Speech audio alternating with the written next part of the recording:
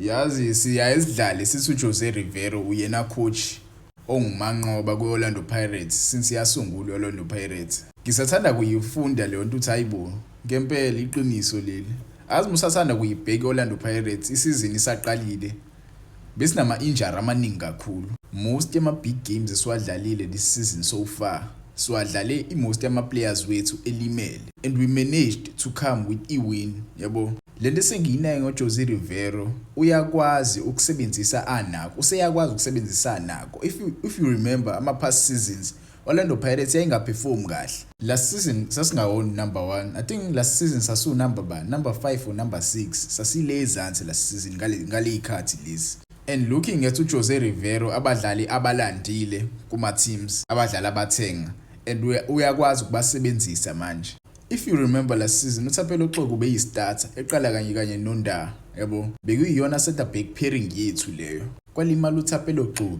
Kwaqhamuka bani uThabiso Sesane umdlali wethu soku development esasimlonile. USesane walisebenzisa ithuba wabi pairing benonda. I-pairing leyo yasisebenzela kwabi i-center back pairing eqinile njoba nje uThapelo Xoko engekho elimalile. Lokhu kuyakutshela ukuthi ucoach uyakwazi manje ukusebenzisa abadlala nabo, yabo. Ukusebenzisa nje abadlala nabo. Kwalimala uMiguel team kwaqhamuka bani uMakhehleni Makhawula. Wasuka uMakhehleni Makhawula uphakamisa isandla wathi coach ngizoyidlala mina leya position, yabo. Angena phakathi wadlala uMiguel team, yabo, uMakhehleni Makhawula. Buka manje nangu Radiopane ulandi uRadiopane bakhona Rasebocha uXoko ubuyile nangu nomthetho nawo sebuyile, yabo. Njoba iOrlando Pirates sibuyile kanje usuzoyibona ke manje iperforma kwangempela because uyababona abadlali abalimele bayabuya. Unda kuphela umdlali ekubadlaleni abalimele ongakabuyi manje, yabo. Undawo uyazabuye next year. Uma ubona la nangu noSaling, yabo. uSaling ade jima namhlanje, yabo. Baningi nje abadlali Orlando Pirates manje esibalandi asebebuyile kwi-injury, yabo. So njoba sizodlala nje kule nyanga lesodlala ama fixtures emathathu. Sizodlala le fixture le yeRichards Bay, sidlale neStellenbosch, sidlale neCR Bezuizdad le yale kwiChampions League mase sidlala neStellenbosch, yabo. Ma games umathathu. 2 of those games ama games anzima, yabo. iStellenbosch neCR Bezuizdad.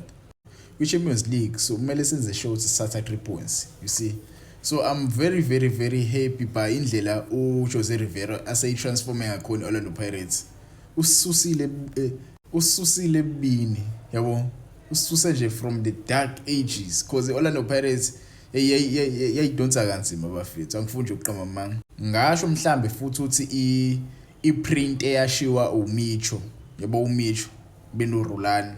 I feel like sisasebenzisa leyo print leyo eyashiwe lobo coach labo because since kwahamba yena uMicho Orlando Pirates isidlala ngesinye style of play manje esimnandi. Kwafika noJoseph Zimbawa lalimnandi ibhola lakhe but wayeyinkunzi yama-draw, yabo. Asiwinanga that much but ukufika kwaJose Riviero wayithatha leyo nto wayishifta wacreator like i-solid team, yabo. I-team esesinayo manje si-solid ngempela. And ithemba uyasinikeza zamafans, yabona. Mina ngifuqa manga kule season nginethemba ukuthi kukhona okukhulu okuzayo, yabo. Ngeke ngikukhiphe ngomlomo but kukhona okukhulu okuzayo.